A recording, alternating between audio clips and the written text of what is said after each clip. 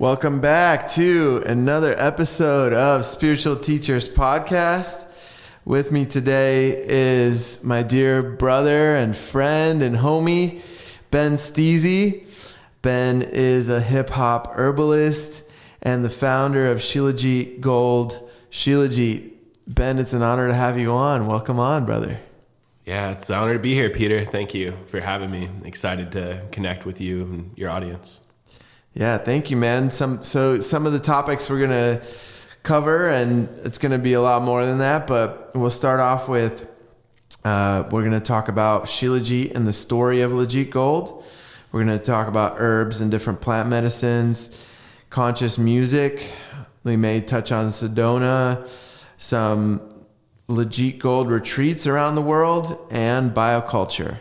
So I'm stoked to talk about all that, brother. So can you would you be open to sharing about how it all started for you, how the journey began, and where did it all begin for you?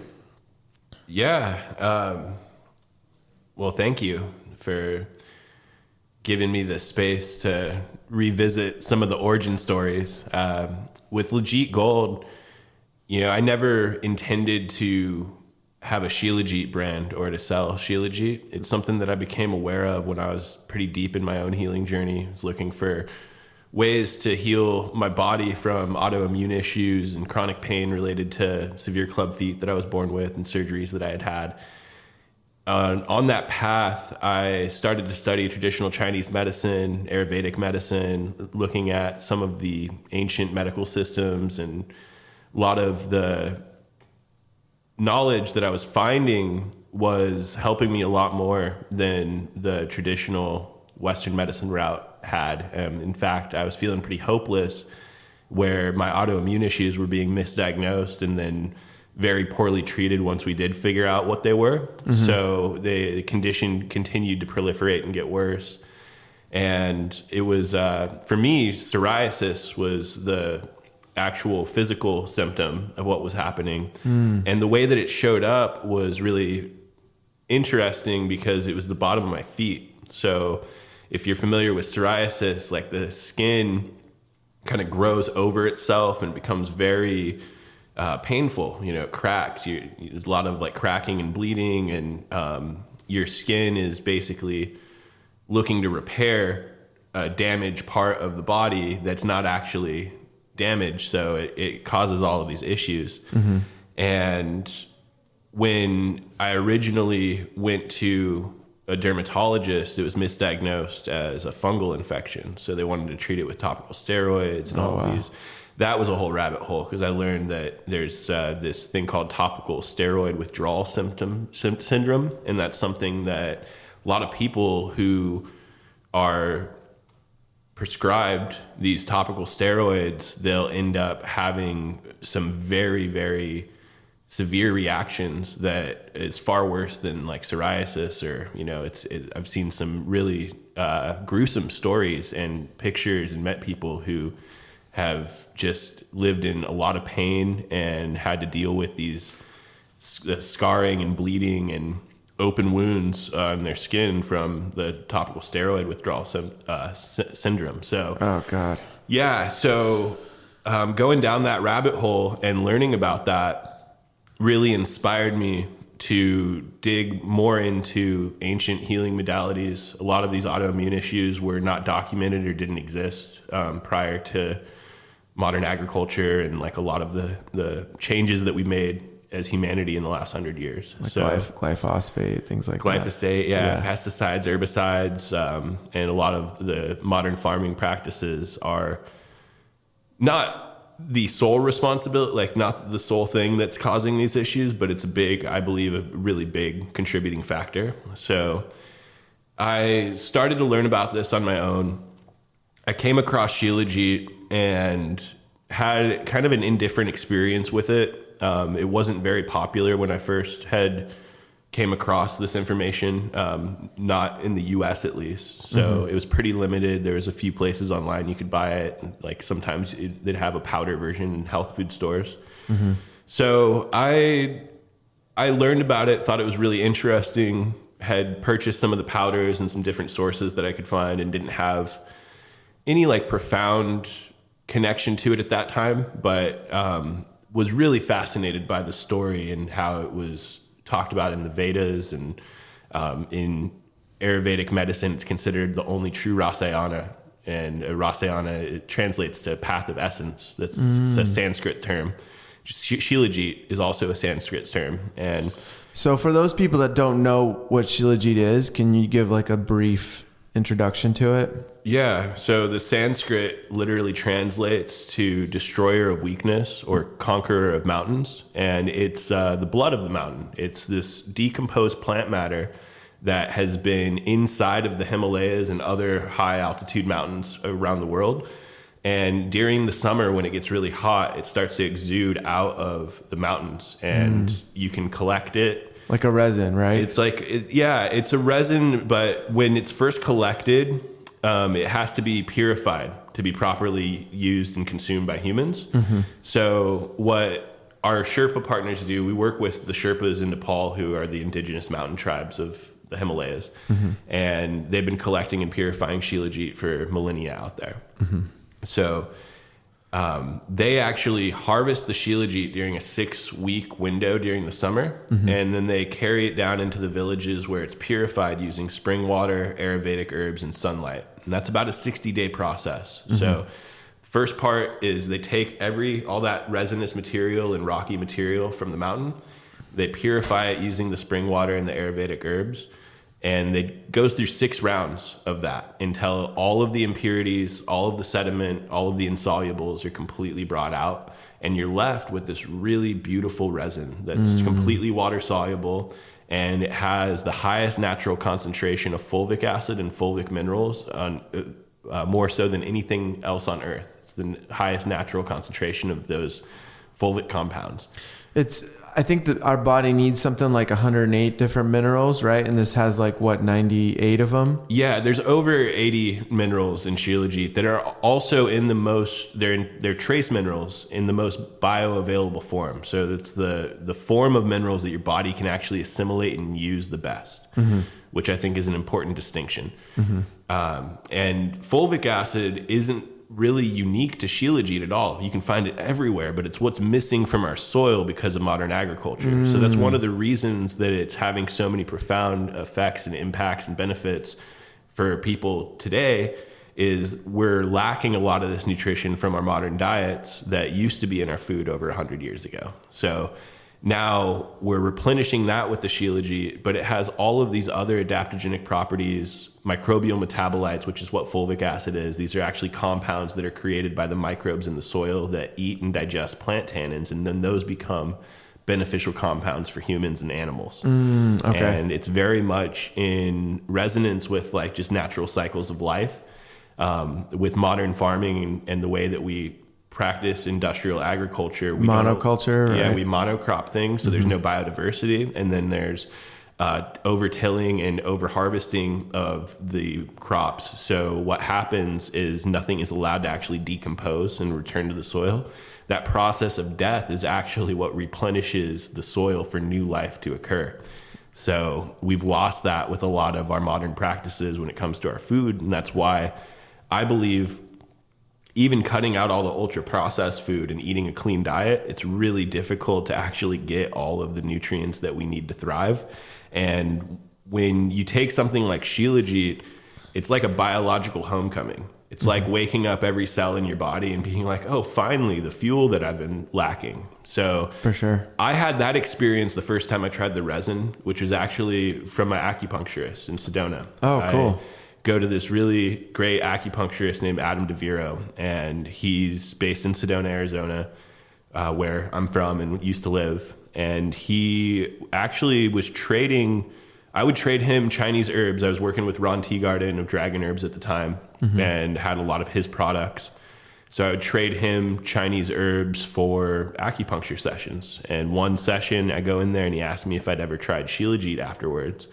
I said, yeah, I have, I didn't really feel like too much of a difference with it. And he's like, have you ever tried the resin? I was like, no, so he puts a little wood spatula into this jar of sticky goo, and I put it under my tongue. It tastes like really intense and earthy and bitter. And I walked out of that session feeling that biological homecoming. Every cell in my body turned on, and I could feel lighter. And really, you know, I had a great session with the acupuncture as well, so I'm sure that helped. But it was not like leaving any other session, you know, that I had in the past. So a whole new type of mental clarity and just like inspiration, feeling really lit up. So I actually texted Adam like an hour afterwards and was like, man, like, you got to tell me where you got that. I've never experienced Shilajit like that.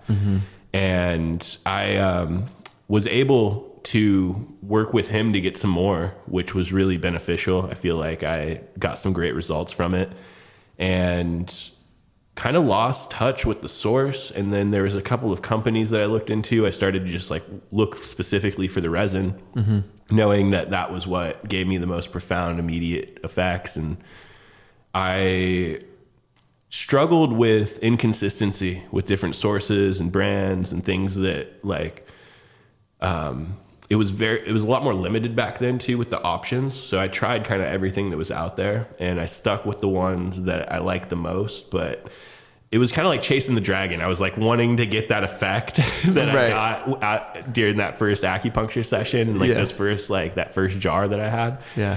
And nothing was really living up to that. So a few years go by, and I have a good friend who's actually somebody who I worked with and had started to discover Shilajit with. And he's on his way out to Nepal to go trek the Himalayas with his wife. They're going out there for just to travel, just to go and check out Nepal and visit the Himalayas and go hiking and connect with the land out there.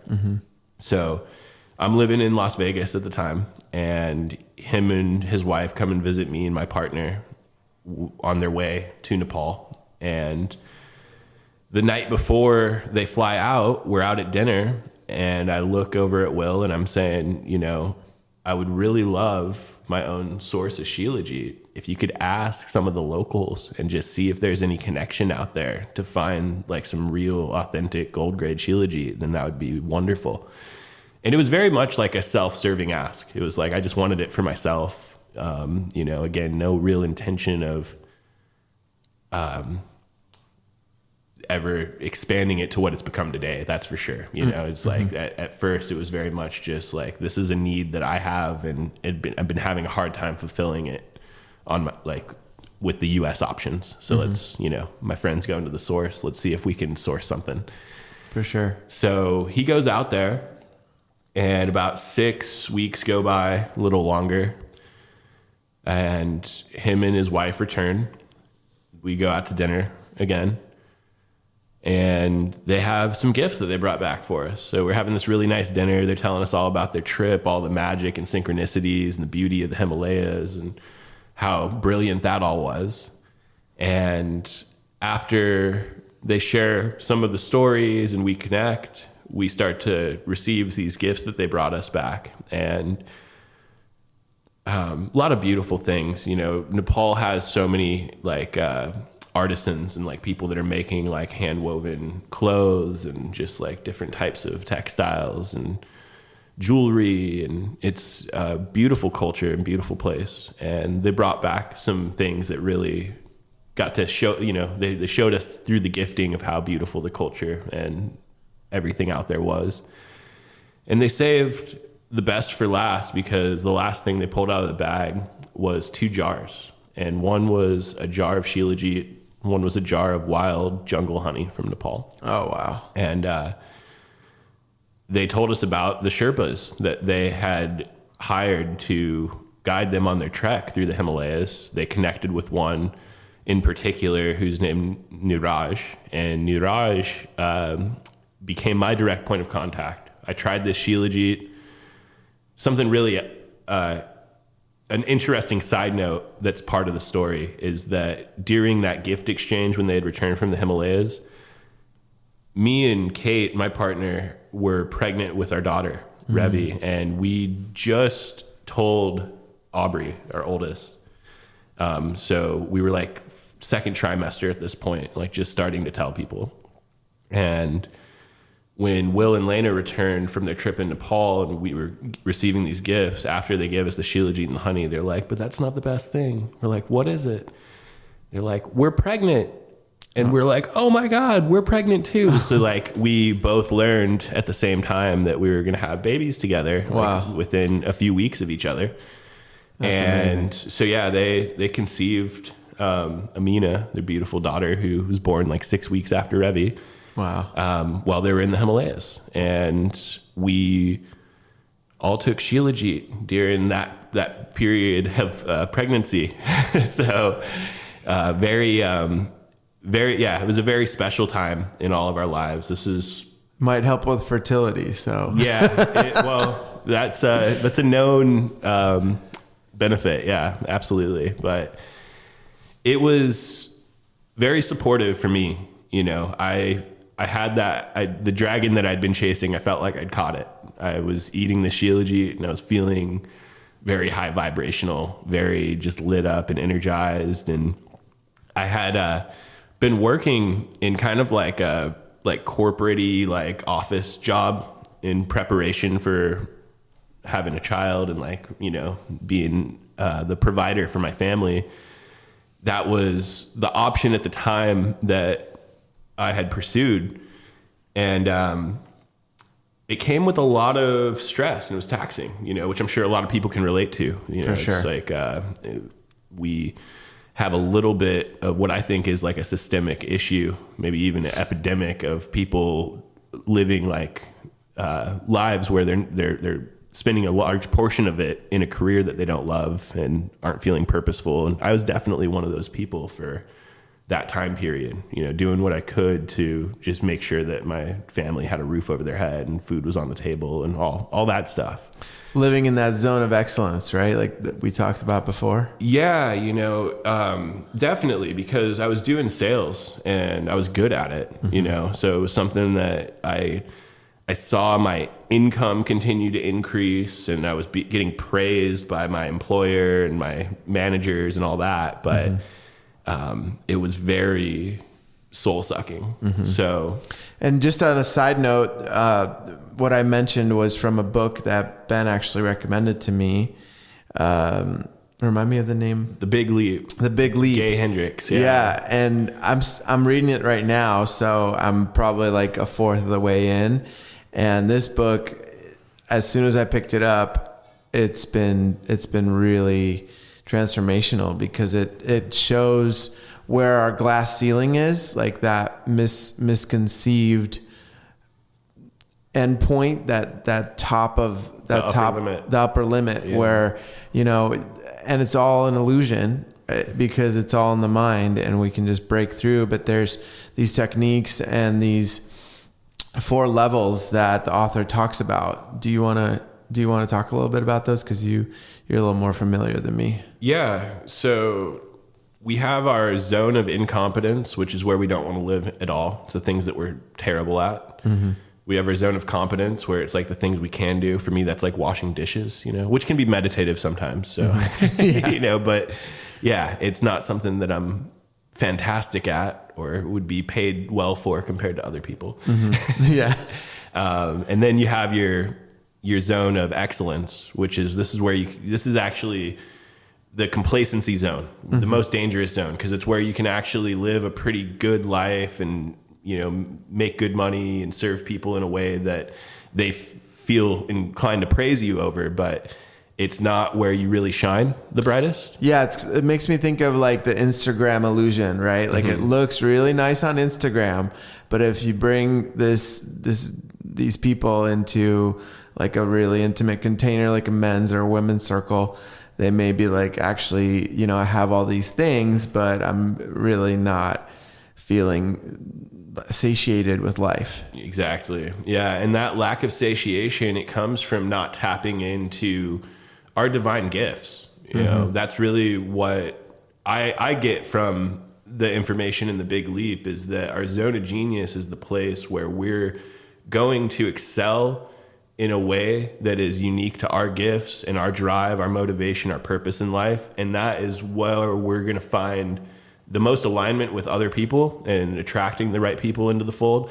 And it's where we're going to inspire other people to also live in their zone of genius. And I find that the more I put myself into that place, which for me, it's collaborative creation. It's expressing in a creative way in a collaborative environment. I work really well in groups of people that are focused on a collective mission or, creation. And when that comes out with my music a lot, when I'm in the studio, especially with this new project that I've been working on, High Freaks. And when I'm with the collaborators and the people, the other musicians that I work with, it's like a whole new level of my consciousness and my abilities unlocks. And now I'm able to just really be in that flow state. A lot of people call it being in flow state, where it's hard to achieve that state without being in your zone of genius or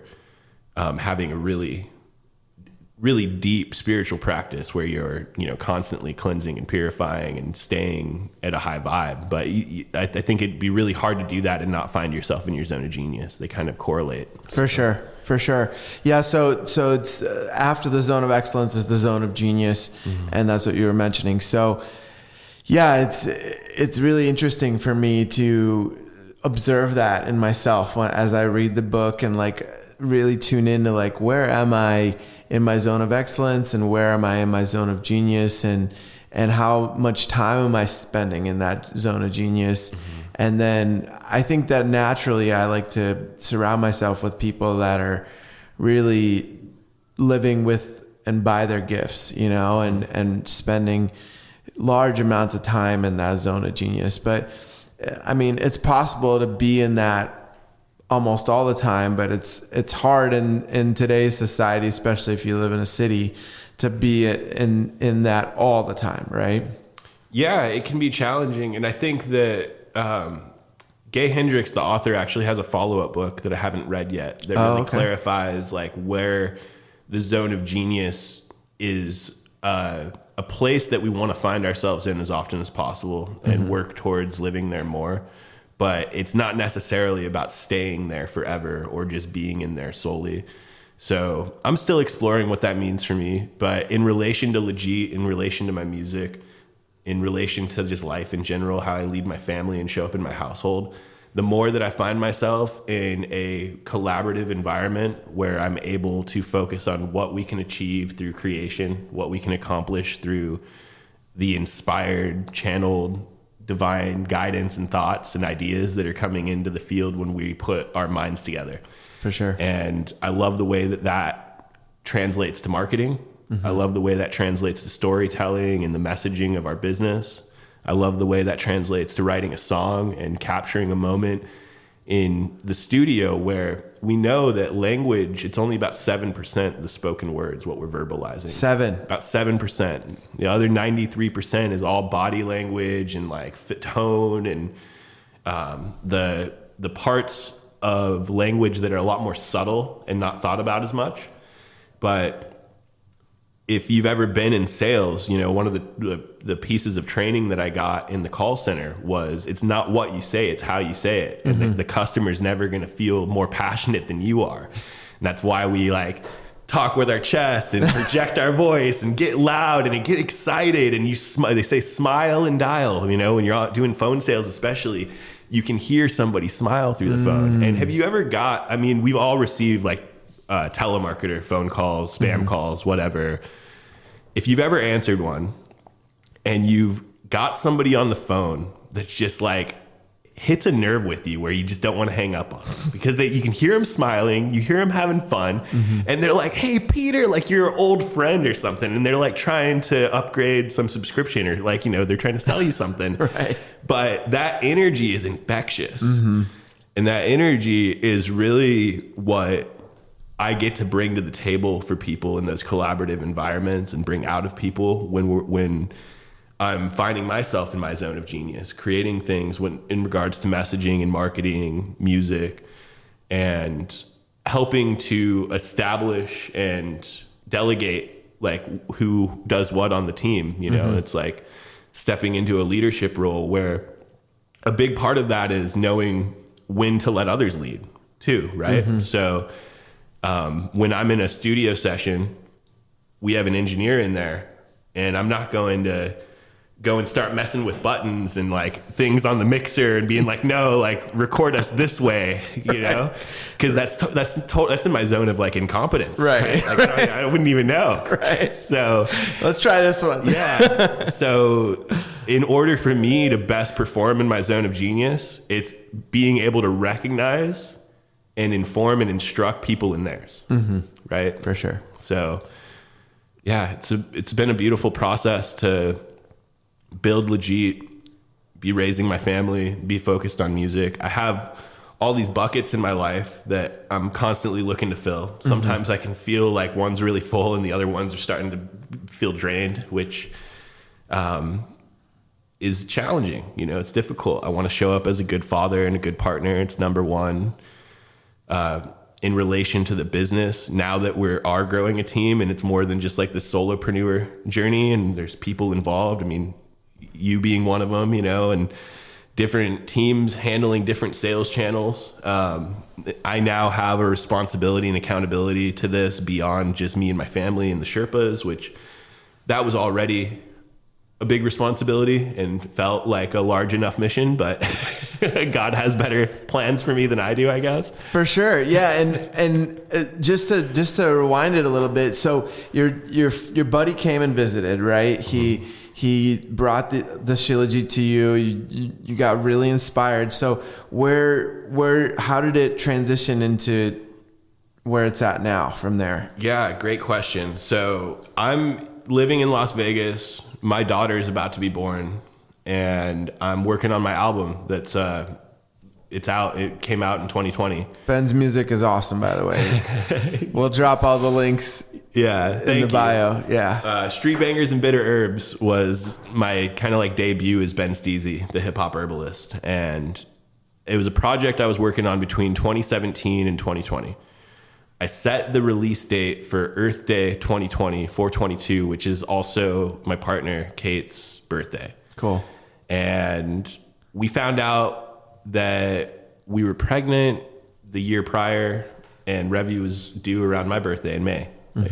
She ended up being born on May 25th. But if you guys remember back to May 25th, 2020, we were in peak COVID, and actually. Revy was born the day that the George Floyd thing happened. He died, and all of the BLM protests and all this stuff started. So that was totally off our radar.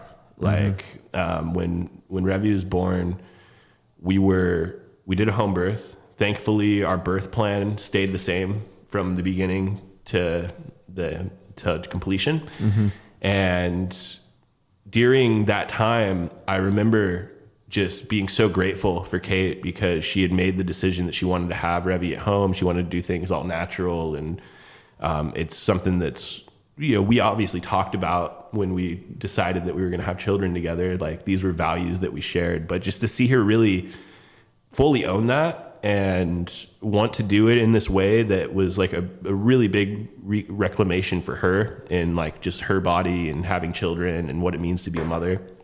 So I was grateful to just support her through that. And when we decided to go the home birth route and we're looking into our options, we wanted to do a water birth. And because this is our first time doing anything like this, we decided to go to this midwifery and get like a midwife and a doula. And we took hypnobirthing classes. It was all, you know, awesome. Yeah, we were very much committed to doing it the right way and learning as much as we could. So that served us. I think that, you know, me and Kate have talked about having more kids, and she's been very clear with me that she thinks that the next time that we have if we have more children, she wants to free birth and like just like, you know, maybe do the water again, maybe like bathtub, but just, you know, she feels confident in herself. And I think that's so empowering, such an empowering message for women and, you know, their partners that we have this divine technology that is our body, our soul inhabits it. And it knows what to do automatically without us. Oh yeah.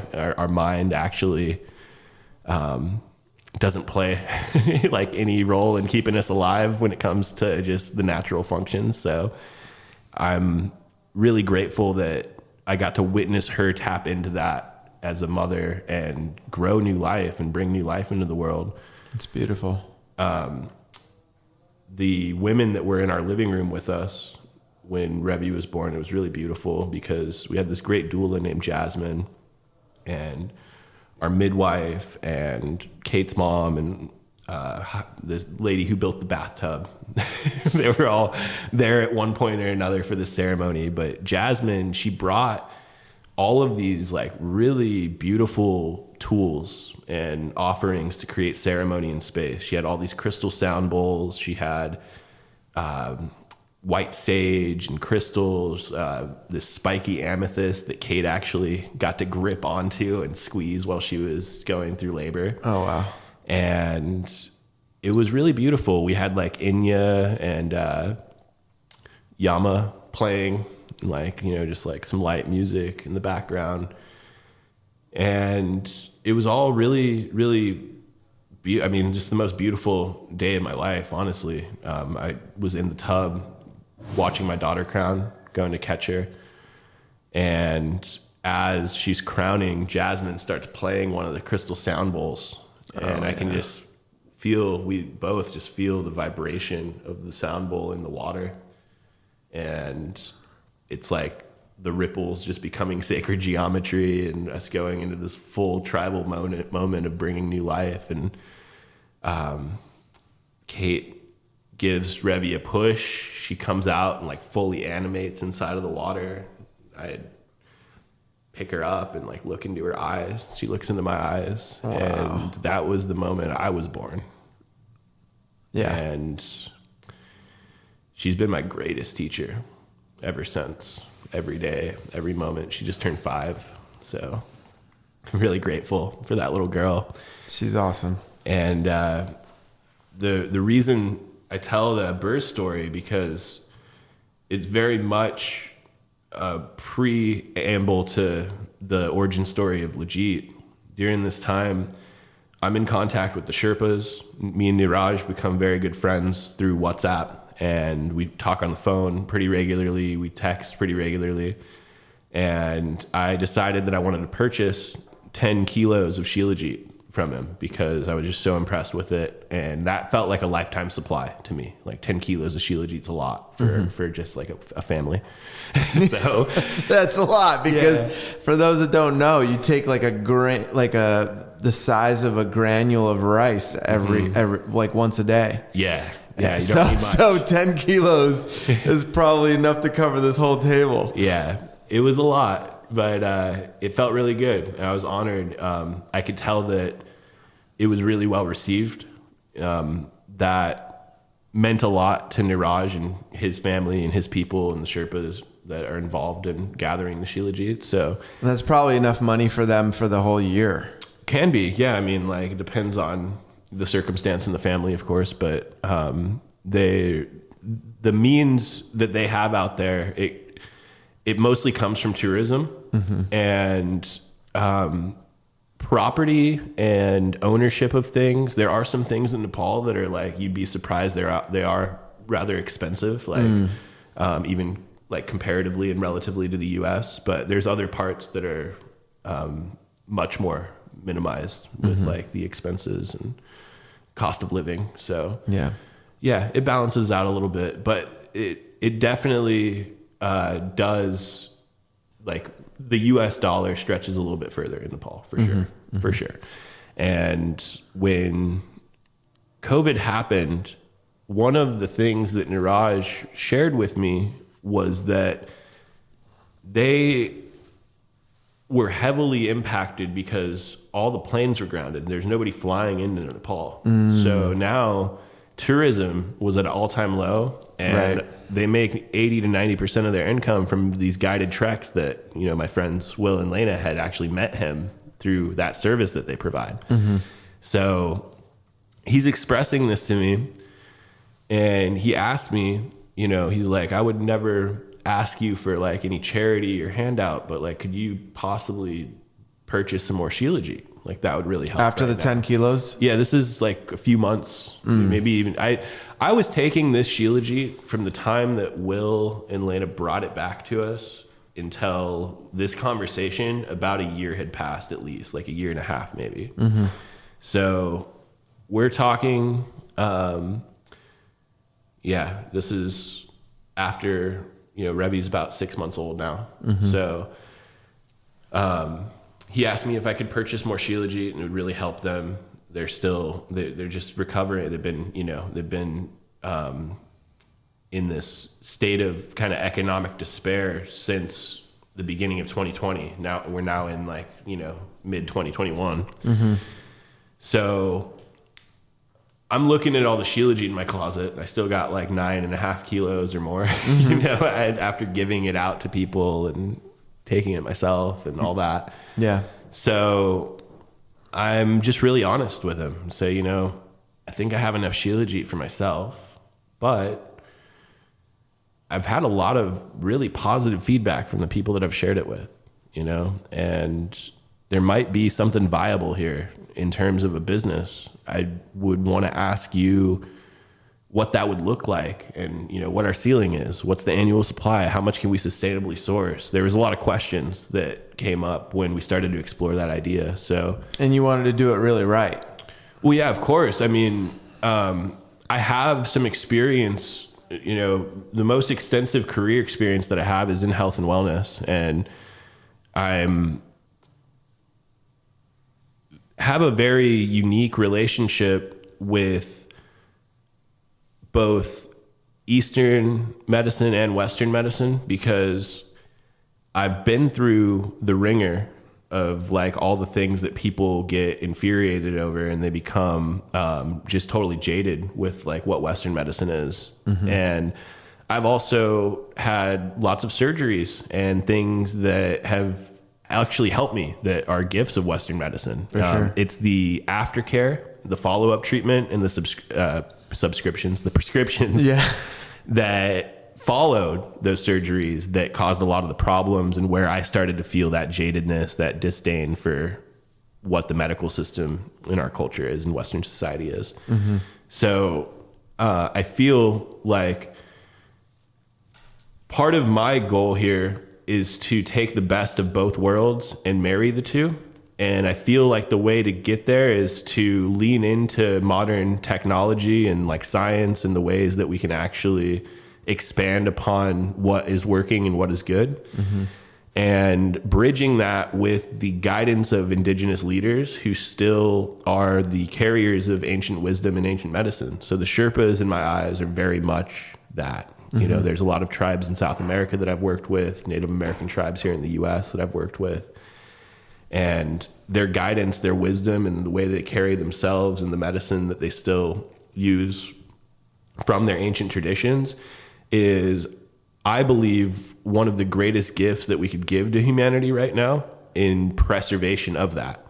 Because for sure, the way that we're going, it's a very dangerous road. Our soil has been depleted so much over just the last 50 years that we have about a fifth or even as little as an eighth of the nutrition in produce, even organic produce. I think it's something like you have to eat 9 oranges to get the same nutrition today as one orange would be like 20 years ago, right? Yeah, it's like 5 apples. I've seen these comparison charts, and I've done a lot of deep dives and research on this, because it's a big reason why Shilajit is so important and so effective. And it can be a conversation starter for soil integrity and some of these things that we've missed out on by allowing corporate greed and government subsidies and all of these other influences to really strip away what's valuable and vital to our food supply, so that it can be mass produced, addictive, and part of this like overconsumption program. And it's interesting because most people like intuitively try like eat more to get more nutrients, but that doesn't always equate, right? Correct. Yeah.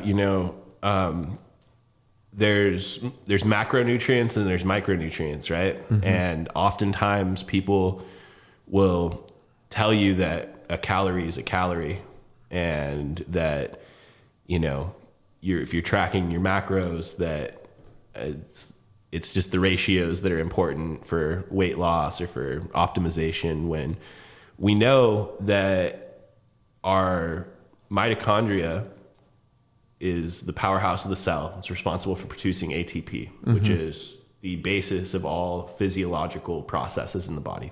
Energy, basically, for anything. Yeah, it's our cellular currency, mm-hmm. right? So the thing about the way that ATP is produced is that there are micronutrients and there are parts of our diet that you can't just find in macros. Like, it's not just calling like a calorie is a calorie at this point. Mm-hmm. It has to do with how is this being absorbed in the body? What's it actually doing for the cell? And is it the building block to create the right hormone response, the right production of ATP, the right amount of vitality for our body, mm-hmm. as opposed to just, kind of throwing calories in, mm-hmm. And that's one of my favorite things about Shilajit, is that you can add it into your morning routine, mm-hmm. and then because of the microbial metabolites and it's the fulvic acid in there and some of the other metabolites are sub nanoparticles, so they bypass the digestive process. Mm-hmm. They get right into the cells, and this is super fuel. It's food for our cells to create more energy, more ATP. Now, when you're taking the Shilajit in the morning on an empty stomach or pairing it with some honey or some fat, now you go to eat breakfast in an hour, or you drink a protein shake, or you take your other supplements. Mm-hmm. All of those things that you're doing, especially if you're already investing in a clean and healthy lifestyle and like getting organic stuff, wouldn't you want to get the most out of it? The Shilajit's can help you to absorb the nutrients in those other foods, mm-hmm. and those other supplements much more optimally, mm-hmm. than if you would have just taken them alone. Mm-hmm. And that's one of the foundations of why I believe this is so important. And that's come through years of research and like figuring this out for myself. But Niraj talking to me, he could feel my passion for this and see why I was doing it. And he kind of gave me the inspiration to like really lead the charge on this. He's like, listen, like, you understand this story better than anybody I've ever talked to. Mm-hmm. And you're somebody who I can trust and believe in. So what if we created a partnership where you were exclusively buying the Shilajit from us for the US market and global market. Mm-hmm. And we can create this partnership so that we both benefit, we both thrive, and it's a win-win for everybody. Mm-hmm. And I love win-wins, win-win-wins. It's the best. So I was very open to that. After about 3 or 4 conversations and some back and forth about what was possible, what was needed, what our goals were, we had developed a business plan. I launched an LLC here, and we set up Nepal's version of an LLC for their export company. Mm-hmm. And September 1st, 2021 was when Lajit Gold officially launched. Cool. Which is also a really interesting story. We were back in Sedona, living in the house that I had previously worked in with Will. Okay, so you were in Vegas for a little bit, and then you went back to Sedona. Correct, yeah. Okay. Right before Revy turned 1, we made our way back to Sedona. Arizona had, like, it was the first state that like got its sanity back after COVID. Like, we were still feeling a lot of oppression here in Nevada with like having a mask and like all these other things. The vaccine was like starting to become a thing. And it was being, you could feel it in the air in most cities in America at that time. For sure. So, and the mask wasn't helping with that. So Sedona and most of Arizona opened up before anybody else. They started to just act like business as usual, and there was no mask in stores and stuff like that. So it felt right. Felt like a good place to be.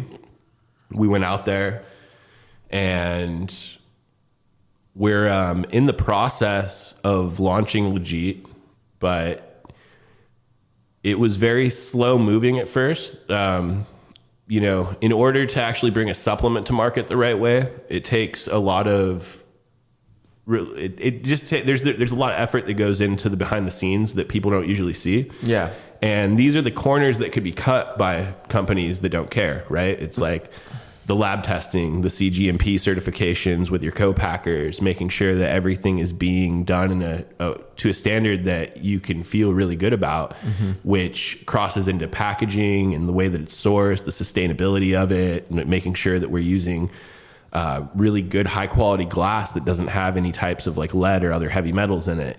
These are the types of things that I had to look into and start to investigate and kind of build from the ground up with not having, like, I'd never brought a product to market prior to this. Not in this way, at least, So I was feeling like we had bitten off kind of a lot, and I'd overextended myself financially a little bit, which was really terrifying for me at the time because I had a little girl that was about to be 1. We just moved my family to Sedona, which is way more expensive than Vegas was at the time. And still is. Yeah. And I was full-time entrepreneur at this point. I was working with a buddy, Josh, who we started a media company together, and it was basically creating marketing funnels for real estate agents and other people with online presence. And that was pretty soul sucking too. Wasn't really in my zone of genius. Wasn't really what I wanted to do. I knew I wanted to do media and have like a media component and company, but the people who we were serving wasn't the ideal like clients for us, I guess. So super grateful for that time, what I learned during that experience, because it served me a lot today with Lajit. But that was just kind of like a way to make, it was a means to an end back then. While we were building Lajit, we had this that was keeping the ball moving and making sure that we had income to survive. So we're now in August 2021. We'd been building up our community in Sedona. I have a lot of friends that I'd grown up with there and people that I've just known in that community forever, plus a lot of new faces around. We had started to host Taco Tuesday at our house. Nice. And we would just do like an organic taco spread. We should start doing that here. Yeah, I'd love that actually. But yeah, it was really interesting because I felt so much love and I felt a lot of abundance from the community, from my family, from the support systems that I had. It was still really stressful for me, and I probably put my family through way more than I'm proud to admit, just because I was carrying what felt like a pretty big responsibility, and sometimes it felt like a burden to keep up with the rent on this house and make sure that things were going well. I broke my hand, actually punched a hole in our wall out of anger and frustration during this process, like before, while we were still doing the media company before Lajit launched. And that was really challenging.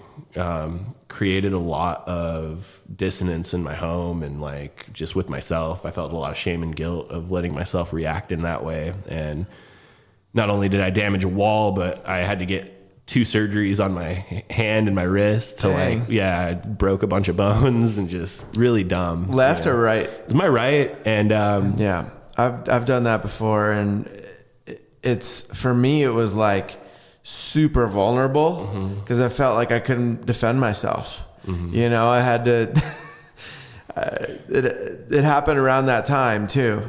And I broke it. I broke my finger like right under my right under my pinky, and I found out that you can see these 2 little scars where they put the pins in. But, yep, I got the same ones right here. Oh wow! Yeah, and that, you know what that is? That's your heart line. Yeah, that's your heart meridian.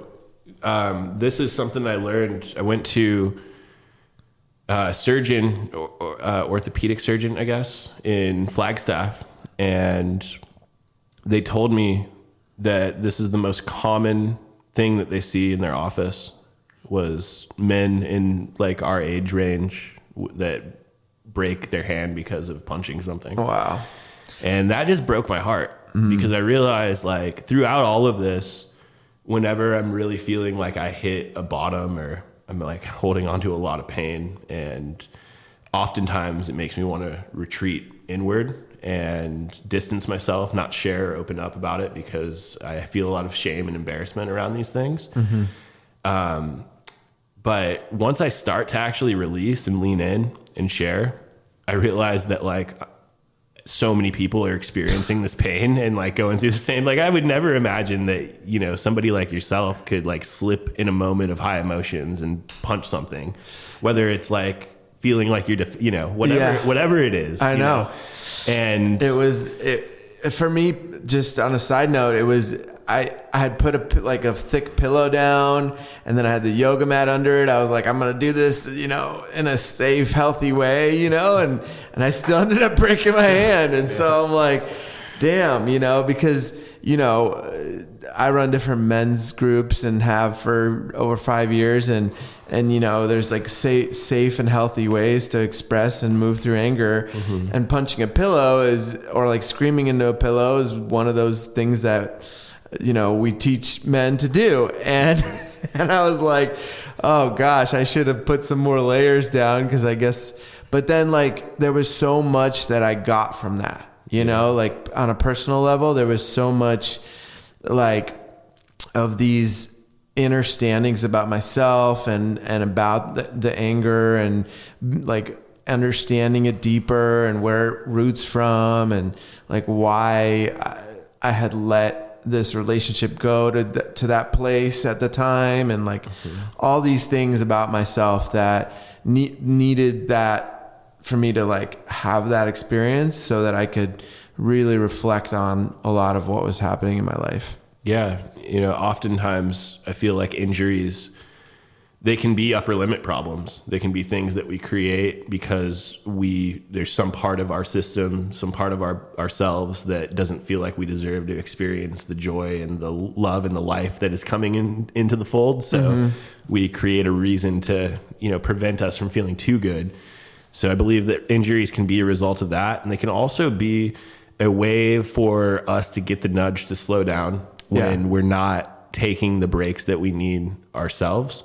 I often have seen that, witnessed it, and experienced it myself with sickness and injury where if you're burning the candle, you're burning the midnight oil, you're burning the candle at both ends, that type of deal, eventually your body's going to slow you down if you don't do it yourself. So that very much, sounds like it could be the case with what you were going through in that moment. And yeah, it's unique, for me, like I had a lot of suppressed anger that I didn't feel comfortable sharing or expressing growing up. It was something that got internalized for me a lot. And I felt like I had done so much like inner child work and healing from trauma and letting go of stuff, releasing things. I went through the 12 steps and like did recovery meetings and freed myself of addictions and let go, so much stuff. But then having a kid and being with a partner, those are two things that will show you your shadow. Biggest mirrors you could imagine, right? Absolutely. And my initiations have all been in this last 5 years of being a dad and having really just not only raising a family and being the protector and provider, but doing that side by side with creating this business and bringing it to the world and being in stewardship to that mission, while still, wanting to eat healthy, go to the gym, make music, write, create, shoot videos, do podcasts, like all the stuff that feeds my soul. For sure. So these last few years have been like a balancing act, and I have to just remember, like, driving to the soul-sucking job, spending 9 hours away from my family under fluorescent lights, staring at a computer screen, selling stuff I didn't even believe in to people that I didn't even want to talk to. This is a prayer being answered right now, baby. Right. This is what I've been waiting for. This is what you're calling in. This is what I prayed for every day, every night on those drives, those commutes, the hour that I spent in the car when I wasn't listening to my music or a podcast or doing something to get my vibe a little bit higher because I was so low. I was praying to God for this moment right now to be in a position where I feel proud of what I'm doing, the legacy I'm creating for my family, the legacy I'm creating for myself, the people in this world that I'm inspiring and helping through service and stewardship, and how that's being reflected back to me, poured into my cup. Now people want me to be on their podcast, and people want to listen to the new Ben Steezy music and the new High Freaks music, and people are really interested in Shilajit and want to learn more about Lajit Gold and like what we're doing. So for sure, now my conversations, my day to day, the text messages I receive, the emails that I get, they don't feel like a burden. It's like, wow, people are lit up about what we're doing, and we're creating a movement. We got a group of bio wizards that are ready to reclaim their health, take back their vitality, stop giving our power away to anything outside of ourselves that's not here to serve us, whether that's a corporate entity or somebody that's mass producing medicine that's actually poison, whether it's somebody that's pushing propaganda and an agenda that is getting us to want to like sponsor all of these different proxy wars and like ideas and things that have really just disconnected us from our true self, kept us oppressed.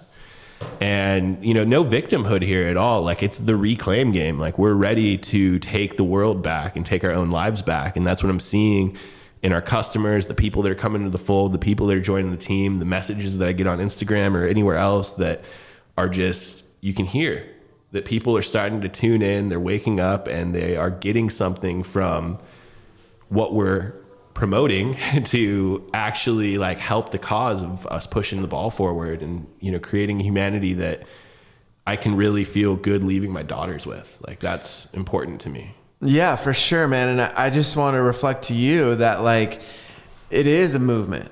You've made it a movement. You've created a movement, and there's so many people part of that now that are seeing the authenticity and the purity and this completely new paradigm of how business can be run. And for me, that's why I was like a full yes right away when I met you, because it was like everything that you were doing, that's what I was imagining doing. I was like, okay, like I want to do it really clean. I want to like all the things you're already doing. And I'm like, okay, this feels really good, because not only are you, paying fair wages to the Sherpas and having the product lab tested and clean, like everything's super clean and the gold standard of Shilajit, you're also bringing in people and supporting them, and they're supporting you, and there's this synchrony that's happening, and everybody's on the same page, and we're all lifting each other up. And, for me, it's like, that's what the new earth and the new age is really all about. It's no longer about like one person, succeeding really well, and then everybody else just can come over and, hang out. It's like, we're all there, and we're all lifting each other up. And because of that, we're all able to shine our light and bring it so much further out into the world and into the galaxy, to be felt by all the people and by all the beings outside of this planet, and so for me, I think it's an amazing thing you're doing, and I'm really happy to be part of the team. I help Ben with the Amazon side of things and keeping that going and expanding and growing with the ads and everything like that. And I love it because there's so many amazing people that are either creating content about it or coming to the retreats or facilitating at the retreats. And some of them I haven't met yet, but I just feel their energy and we're connected through Instagram and things like that. But it's awesome because it's attracting a very aligned, very aligned group of people. Definitely. Yeah. I'm blown away by that constantly, and it's the way that people like you and Augie came into the fold. It's the way that people like Pablo come into the fold, and he was our office manager for a year while we had an office here in Las Vegas. And then now partnering with Hemp Lucid, which is my favorite CBD company. They've before I even knew them and had a personal connection with them, I had tried some of their product at a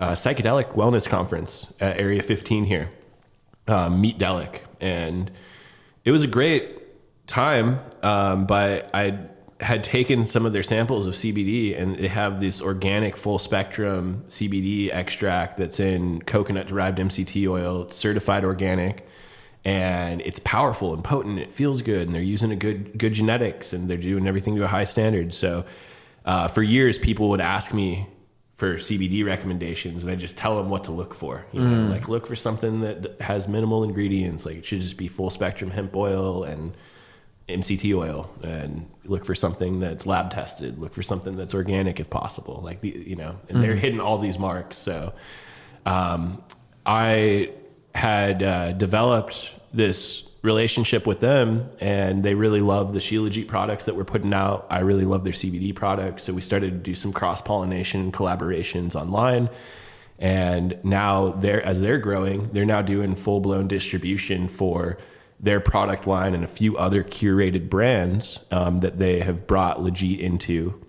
And they're doing all of our fulfillment now as well. So we actually were able to close our office here in Vegas and make our fulfillment times and the way that our products are delivered and packaged has all improved. We've minimized the cost, and we've been able to pass that savings along to our customers and in investing in the new packaging and all of the ways that we've upgraded and updated the brand. So it's been a beautiful thing, just watching people get inspired and fired up about this, and then coming in and adding value where they can because they really believe in it and want to be a part of it for that reason alone. So yeah, thank you for being one of those soldiers on the journey with me. A big theme for me with this business is stewardship. I say that a lot with Lajit because I really do feel like it was an opportunity that was just kind of presented to me. It was put into my lap in a way, but it was like having a little child in my lap that didn't have its mommy or daddy and needed me, right? Mm-hmm. It was okay, I'm responsible for this now, even though it just landed in my lap. Even though I was just minding my own business, going to work, and all of a sudden now I got this kid to take care of. But well, it's become its own entity now. It's a movement. It's way more than just a Shilajit brand. It's become something way bigger. So it's awesome to watch the evolution. I mean, this packaging is epic and totally next level. And also, we're going to be releasing shots in the next couple of months, you want to talk a little bit about that? Yeah, just to wrap up the Sedona, our launch story. Oh yeah. We are now months into investing into this brand, and I've now purchased quite a bit more Shilajit from the Sherpas. So at this time, funds are pretty limited, and I start to go into debt just to keep things moving and to build this brand. So we're cruising through August. We get the labels back. We have the co-packer online. We get our first lab test back. Everything's looking good. And we're ready to start packaging. We're ready to start bringing the product to market and to launch. It gets to the end of August, and I'm starting to feel the stress. I'm sitting here, I'm still healing from a broken hand. I'm feeling like a little under the weather, like my immune system is getting run down because of how stressed I was and how tight money was and all the late nights that I was spending with, like, if it wasn't the business, it was the kids. If it wasn't, it was one thing or another. Mm-hmm. So I'm pretty close to like the verge of a breakdown. And then we get the last order of labels that we needed to launch the Shilajit resin, which was the first and only product that we launched in the beginning. And we have all these jars that just got packaged at our co-packer, got the lab test back.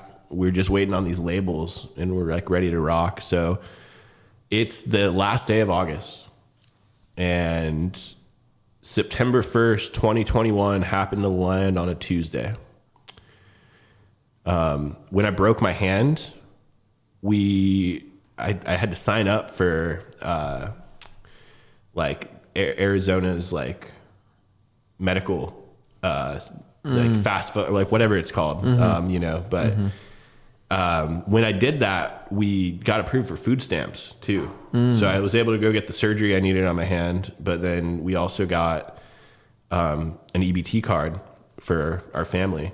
And if it wasn't for that, Taco Tuesday probably wouldn't have happened that week, but we decided that we were going to launch Lajit at our home in Sedona and invite everybody in our network that we could, everybody in Sedona that we could, to be there. And it was the last day of August. Rent was due on the 1st, and September 1st, we were like $800 short for rent, basically. We needed a bit of a miracle to like just get through the next month. Yeah. So I'm with my family and Josh, who helped to, like, initially he was my partner in the media company, and he helped us build the brand with Lajit and like get the website and labels launched initially. So we're all preparing. He goes to the store and gets all the taco stuff with the EBT card. We start to make organic horchata for Taco Tuesday that we can infuse the Shilajit in. So we have like a drink to serve that has the Shilajit in it. And we build this beautiful pyramid on the altar in our living room of all the Shilajit resin that's been labeled and ready. Oh, cool. And sent out the mass text to everybody. Told everybody Taco Tuesday was going down. It was a really special one. We're launching a business. We want everybody to come prepared to support and be a part of that. And it ended up being a huge success. We had like 40 people show up, and we fed everybody organic tacos and Shilajit infused horchata, and had a really great night. Then somebody had asked us if we were going to explain like what the pyramid of beautiful jars in the living room was. So we were like, okay, yeah, everybody had a chance to eat and like you're feeling good and full. Let's talk about Lajit. And I basically just shared the story of connecting with the Sherpas, and we're in the house in Sedona that Will and Lena had been living in previously, which was really funny because they were the ones that brought us the Shilajit. Now we're living in their house that they just moved out of, and that's where we're launching the brand. So full circle, very full circle. And we gave everybody a special price on the Shilajit resin. We decided that those jars were going to retail for $60. And for our friends and our family that were there with us that night, we were just happy to extend a special deal on each jar for $40. And everybody went home after a great night, felt like really successful. And we went to tally up what we had sold, and it was like 21 jars or something. Like it was $840. Mm-hmm. So we just barely made exactly what we needed to pay rent the next day. Mm-hmm. And gosh, what a wild, like, and exciting and thrilling thing that was, because now I made it past the thing that was stressing me out the most, which is how I'm going to pay rent in 2 days. Right. When we're, $800 short. And we made it past that. We're now at like zero, right? I pay rent and we're basically, we're ground zero. But we have all this Shilajit, and we just launched this brand, and all these people that were at our house last night were like super excited about it. Yeah. And a bunch of them bought stuff, Yeah. So I'm using that as motivation and encouragement. And I took that opportunity. Sedona's my hometown. It's my stomping grounds. I know the business owners there. I know the people there.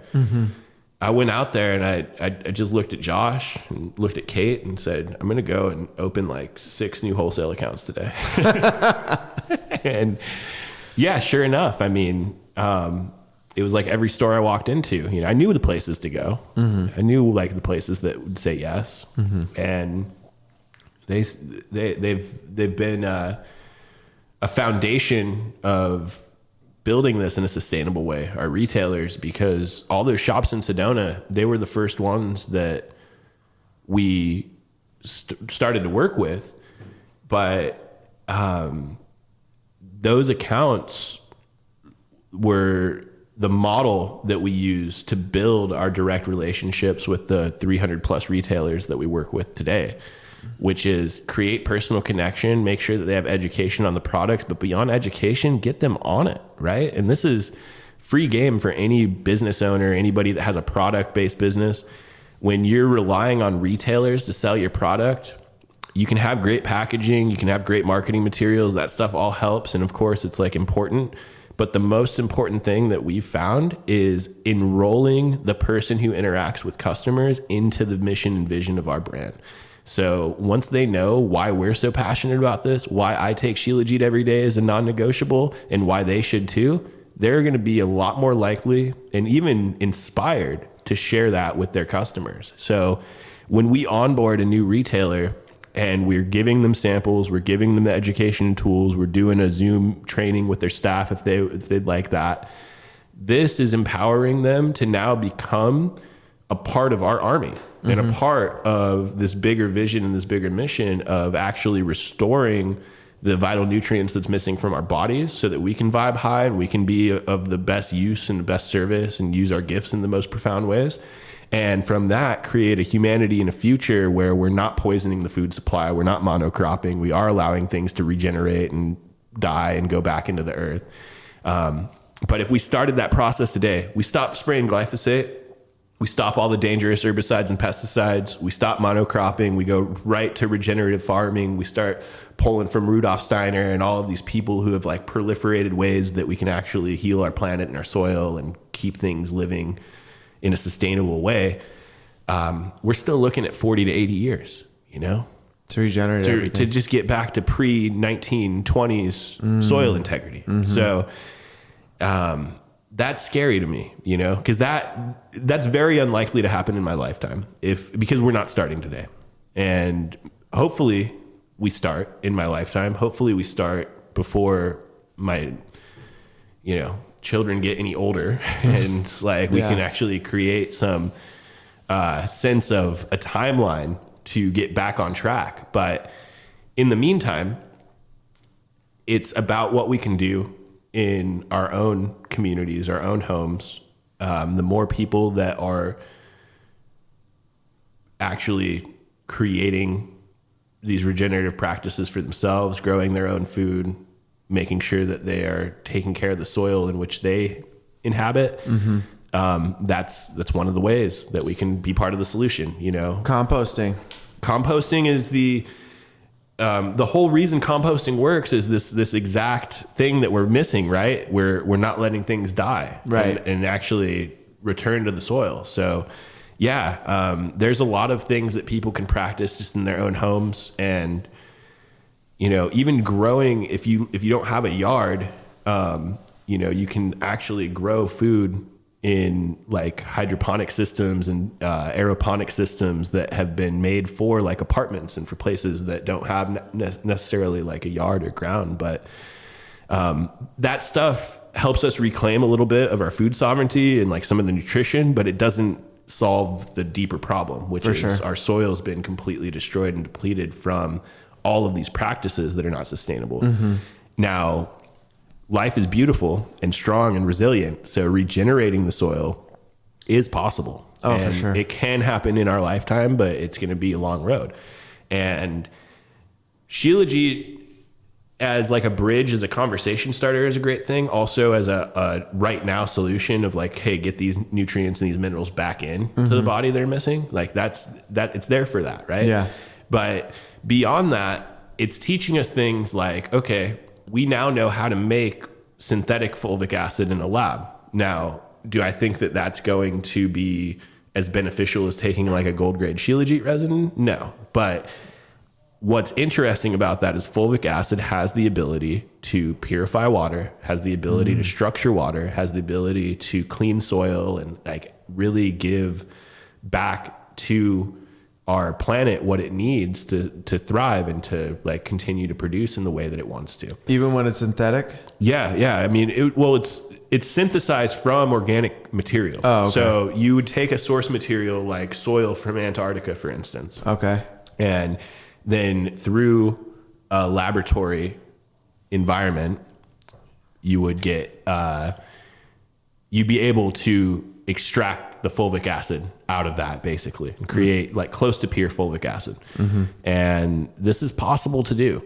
And it's actually becoming less expensive to do, but now the hurdle that we have is the source material, right? We have to be able to sustainably source the source material, which again, we get creative and start to innovate the way that we do it. I think it's possible, but in theory, we could start to speed up the process of our soil regeneration, like getting the soil back into a state of integrity by adding in things like fulvic acids, humic acids, and that is going to be one of the best ways to bring the nutrients back in and get it back into a state where things can grow really vital and full of life.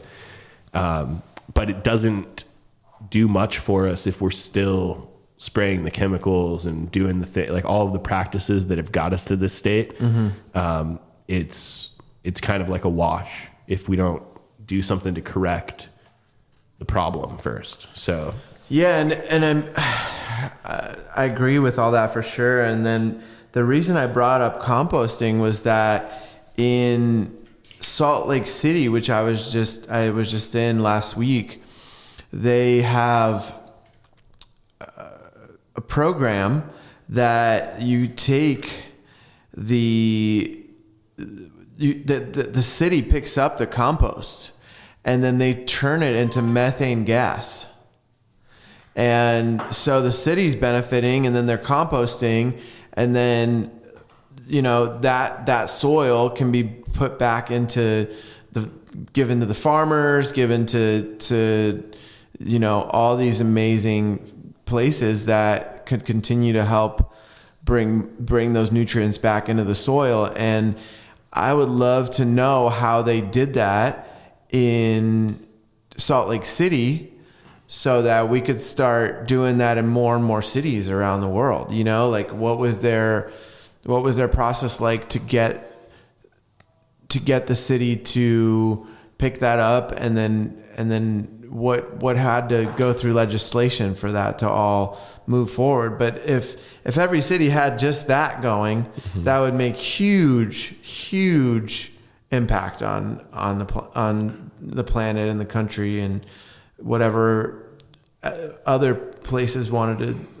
start to use that, you know? Yeah, absolutely. You know, and that's something that I see our community and our platform being more of a resource for in the near future, is how we can activate these types of things in our communities, where we can look at people that are doing something that is innovative and exciting towards this mission and this goal, and just giving them spotlight, resources, figuring out how we can replicate what they're doing well and what's working in our own communities. That's, yeah, a huge part of the mission. And what's really important to me as we go into this next phase of the business that is Lajit Gold, we're going to be launching our retreat series and getting into Lajit retreats. And that's a way to really anchor in the community aspect of this, because I believe that's such an important and fundamental part of what we're doing, is that when you put people together that have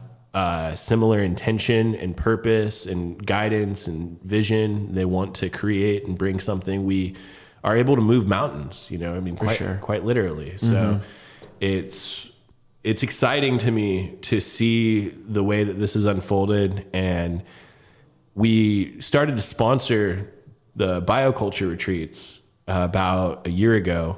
And that's a group of people that came together that are really passionate about health and wellness, right? Yeah. So they're holistic health retreats, but they're also, the foundation of what they do is they work with content creators in the holistic health space.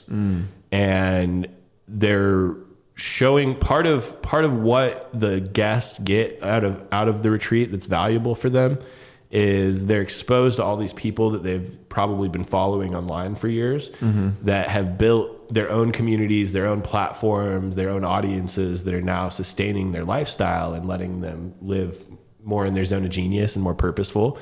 So that's really attractive to most people. And we're creating an intimate setting where, we have catered local organic food and, right by the beach and like an amazing villa, and it's like everything's super high vibe. But then you're also around people who share your values. They share a lot of the same concerns that we have for the world, and like are looking for ways to be solution oriented and to do what they can to make the world better than they left it. And you find yourselves in this container where now you can learn how people are using their authentic expression, their voice, to put themselves out there and create ripples that now are sustaining their lives, so that they don't have to work in some soul-sucking corporate job or sit under fluorescent lights for 9 hours out of the day.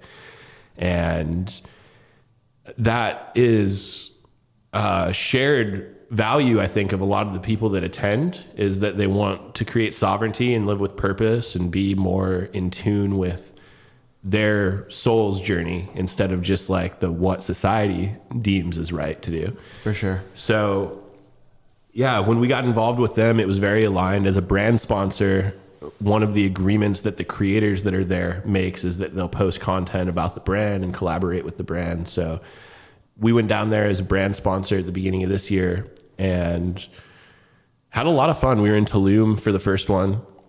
But coming home from that, I realized that what we want to do with Lajit is very much in alignment with what Bioculture has been doing down in Mexico. So partnering with them on launching a Lajit retreat series that we're going to probably have our first retreat this year in Sedona.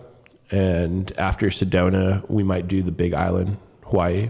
2026? That would Hawaii would be 2026. I think Sedona is going to be this year. Oh, cool. Yeah, so we're going to get the ball rolling on this ASAP. And the idea is to create all of these different just micro containers where we can bring in community, bring in tribe, people that are within our sphere, and create harmony, connection, and give people the personalized tools, coaching, and resources to actually accomplish like particular goals. One of the first retreats that we're going to do is going to be a business container, and we're going to invite a lot of our retailers to that, these independent shop owners, and we'll have coaches there and people on our team who really embody and exemplify living soul out and having integrity in everything that we do.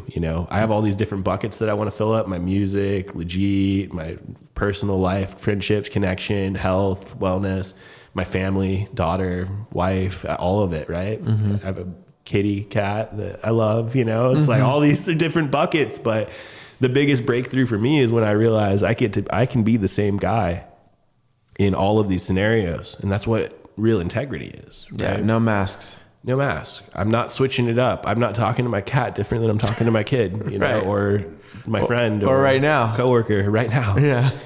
And, you know, I'm very human, superhuman, you know? And I don't mean that in like wear a cape kind of way. Right. I'm super, super fucking human. Right. You know, I cried into my coffee at Public Us this morning. I'm not even joking. Like just a moment of feeling emotionally overwhelmed. And I've learned to not identify with my thoughts and emotions and let them guide me and move them through me. And like, I have all these tools and sometimes I fucking use them. Sometimes I don't. But at the end of the day, I can sit here with you knowing that I'm a man of integrity. I don't got to put a mask on when I go home or when I go out at night or when I go out in the morning. I get to be the same guy in every setting. And being a part of these retreats, learning through being a father and a family man and leading my household and learning through leading this business, it's like helped to refine that and show that to me. For sure. So. Yeah. And you are that, man. You're the same on our meetings as now, as when we hang out, as we go to the men's group. It's all the same Ben. And I really appreciate that, man. I really like to surround myself with people like that because that's what I strive to do. And I like to surround myself with people that are very authentic and really are living, following their truth and following their inner guidance, aligning with their highest ability to be of service for others and to help others. So I see that in you, and it's really an honor to be your friend and to have you on here, brother. Yeah. Thanks, Peter. Likewise, man. Yeah, it feels really good, and keep doing what you're doing. I love this, and I love the value you bring to my life, man. Whether it's with Lajit or, you know, if we first met at the men's circle here in Vegas, which is a beautiful thing. I know that you've been involved in running that for a while. So, and it's another prayer answered for me, you know. Being out here is really lonely. Like I don't have the community still that I did in Sedona, that's for sure. And it's up to me to create it. You are very much a symbol of that and a reminder of that, which is, yeah, couldn't be more grateful, man. Thank you. Thank you, brother.